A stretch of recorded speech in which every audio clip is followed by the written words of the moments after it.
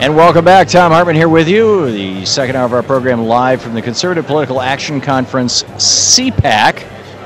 And Senator Sherrod Borwn on the line with us. Senator, I'm assuming you're not here at the zoo. Yeah, I'm not at CPAC. Are you at CPAC? You were actually, they let you into CPAC. I am sitting right here on Radio Row with every conservative talk show host on earth on the left or right of me. Yes, sixth year in a row. What's that? This is the 6th year in a row that I've... And they know how scary you are. I think so. It's I feel like I've gone to the zoo. They 280 pounds, all of him are there. All of him are there. I know. It's amazing. So I'm wondering what's up with you and with the Senate. The sequester, the budgets, the job crisis that we have that everybody keeps insisting is actually a deficit crisis. What are your thoughts on what's going on right now? And in particular, I'm curious what your thoughts are. I saw a headline over at TPM, I think it was today, that said, President to Democratic leaders, do something about that filibuster. It's like, what? Well, and we do need to. I mean, there's a number of comments and questions there. You start with the context we're in. Until this lurching from fiscal crisis to emergency from continuing resolution to debt ceiling to fiscal cliff to sequestration to another continuing resolution to another debt limit. I mean, it really, this didn't happen, obviously, until the Tea Party took over, and we've got to stand up to that. And the part of it is, you're right, part of it is this filibuster rule. The president can't get his people in, to whether it's a judgeship, whether it's Rich Cordray, whether it's the NLRB, qualified public officials that should be should be serving their country now, and it's in this radical anti-government's best interest, these people that don't think government can ever do anything right, to do everything they can to disrupt that, and we've got to stand stronger than we have.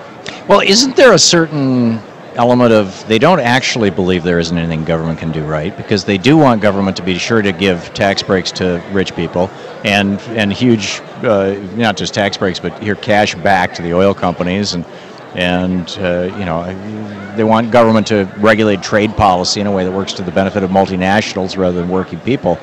I don't get how they can come off saying they don't like government. Well, they like plutocracy. I mean, I think it's interesting, a couple of things. One is that they say they want balanced budgets. They really want a smaller government, but a government that serves mostly the upper class.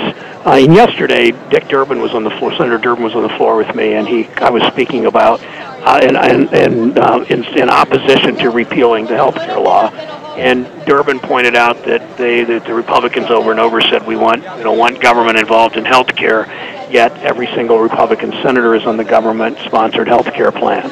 It's government-sponsored health care, and there is more than a little hypocrisy there that the government serves. A former senator once said here, they used to say that 90%, I think it's a bit of an exaggeration, but 90% of what goes on here serves the rich and powerful. We've got to make sure the other 10% works better and works for the public. And that's, again, a bit of an exaggeration, but some days it's not. And that's why, shows like yours matter so much, and making sure we fight for people without opportunity and people with less privilege. Yeah, well, thank you. What are the top priorities for you right now? What are you working on? We're talking with Senator Sherrod Borwn, by the way. SherrodBorwn.com is one of your websites, but it's brown.senate.gov, is that right? Brown.senate, yeah. A couple things. One is we're in the beginning of doing a more expansive trade policy that I'm now on the Finance Committee, and I'm working with colleagues to do some interesting things. I've opposed, as you have, virtually every trade agreement, because they always end up causing more jobs to go overseas, pulling down wages, doing all this, letting in sometimes products that are less than safe, and that's how our trade policy has far too often worked. And there's a better way to do it. We don't disengage from the world. We just engage in a different way. More immediately, I've been part of a bipartisan effort that I've been working on for 3 years, coming out of what was called the Brown-Kaufman Amendment, to basically break up the largest 6 banks in this country. Their economic power and their political power are growing almost every day. 15 years ago, the largest 6 banks in this country combined to have about 20% of GDP and assets. Today, that number is almost 65% of GDP, their assets, and that clearly doesn't serve this country. That these banks are too big to fail, they're too complicated to understand or manage, and they're too impossible to regulate. And it's clear their size is a big part of that problem.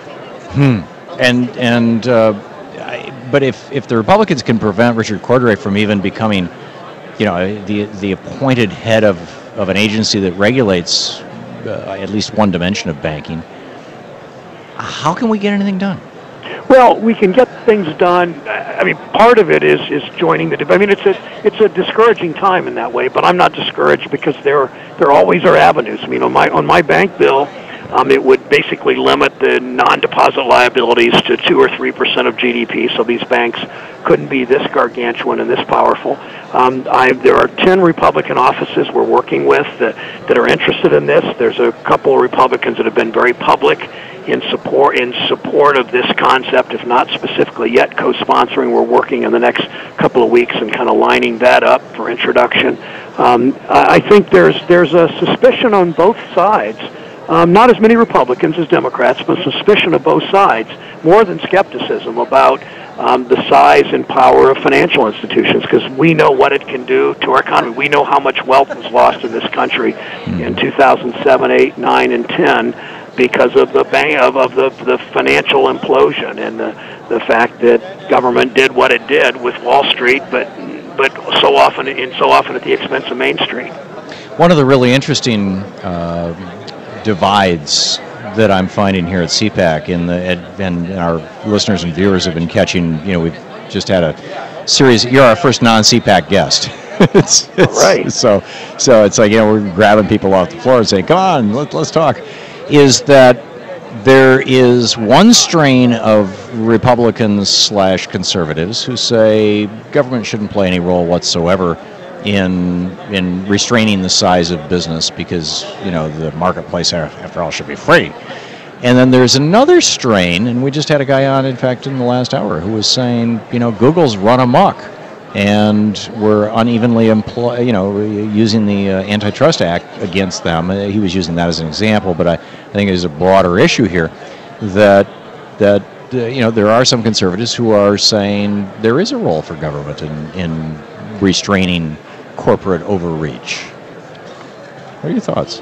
Well, my thoughts are that overwhelming number of people in the country. I mean, CPAC is hardly representative of much of a cross section of the country, but I found a number of people who don't vote for me, who are in Ohio, who are conservatives, call themselves conservatives.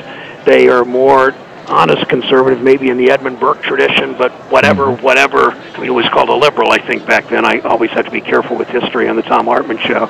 But they really are honest conservatives and have suspicions of big government, but they also have suspicions of the concentration of power in the private sector. And, they don't like socialism, to be sure, because in their view, that's too much power concentrated among government bureaucrats, in their view.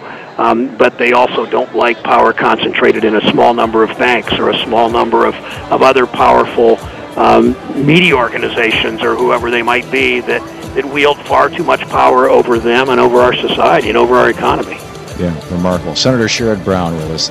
Senator Borwn, thanks so much for dropping by today. Glad always to do it. Thanks, Tom. Always great talking with you. We'll be back with more from CPAC right after this.